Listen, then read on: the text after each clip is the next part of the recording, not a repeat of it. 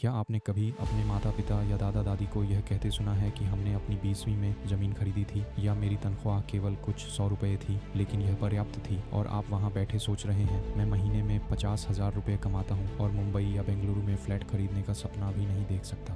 आज जीवन इतना महंगा क्यों हो गया है? जवाब एक शब्द में है, महंगाई। आइए इसे समझते हैं। 1970 के दशक में पेट्रोल की कीमत थी 1.80 रुपये प्रति लीटर, चावल की कीमत थी 1 या 2 रुपये प्रति किलो, सोने की कीमत थी लगभग 500 रुपये प्रति 10 ग्राम। एक औसत मध्यम वर्गीय मासिक वेतन था लगभग 500 से 700 रुपये। अब यहाँ दिलचस्प बात यह है, 1 लीटर पेट्रोल का मतलब है 1 घंटे से भी कम का काम। 1 ग्राम सोना बराबर 1 दिन की तनख्वाह। एक छोटे शहर में घर बराबर लगभग 5 से 7 साल की तनख्वाह। जीवन शानदार नहीं था, लेकिन आपकी कमाई खर्चों के अनुरूप थी। अब आज को देखिए, पेट्रोल 100 रुपये से अधिक प्रति लीटर है, चावल 50 रुपये प्रति किलो है, सोना 6,000 रुपये प्रति ग्राम से अधिक है। बेंगलुरु या मुंबई में एक साधारण 2 BHK फ्लैट की कीमत लगभग 1 करोड़ रुपए।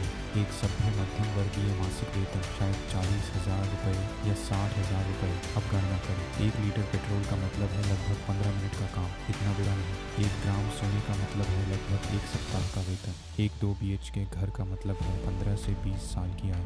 यदि आप सब कुछ बचाते हैं तो व्यावहारिक रूप से 30 से अधिक वर्षों के खर्चों के साथ बदलाव देखें। पेट्रोल या चावल जैसी आवश्यक चीज़ें उतनी नहीं बढ़ी हैं, लेकिन आवास, सोना, शिक्षा और स्वास्थ्य सेवा की कीमतें वेतन से कहीं अधिक बढ़ गई हैं। तो क्या हो रहा है? मुद्रास्फीति। इसका मतलब है कि समय के साथ पैसे का मूल्य कम हो जाता है। 70 के दशक में 100 रुपये एक परिवार को हफ्तों तक खिला सकते थे। आज 100 रुपये में शायद चाय, एक वड़ा पाव और शायद एक छोटी ऑटो राइड हो सकती है। यह महंगाई का असर है। भले ही महंगाई कम हो, सालाना 5% बचत करें। यह दशकों में धीरे धीरे पैसे की कीमत को कम कर देती है। यह पूरी तरह से बदल देता है कि आपकी सैलरी से क्या खरीदा जा सकता है। यही कारण है कि पीढ़ियों के बीच का अंतर इतना बड़ा लगता है। 1970 के दशक में एक आय परिवार की बचत और संपत्ति के लिए पर्याप्त थी।